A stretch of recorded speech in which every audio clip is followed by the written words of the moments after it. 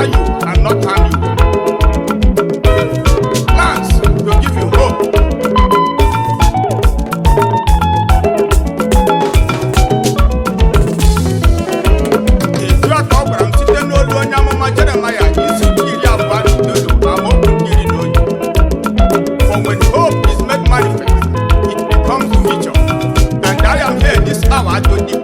That I am no longer living under hope, but the Lord has settled his heart. Amen.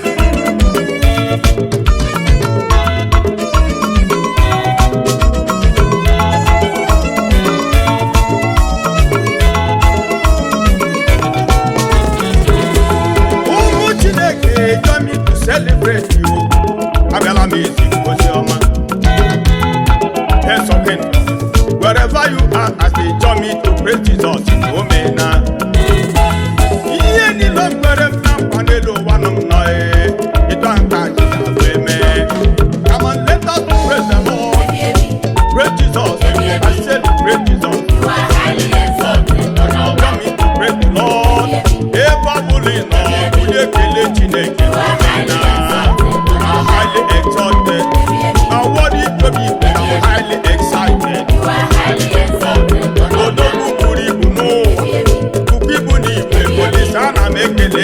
highly exalted.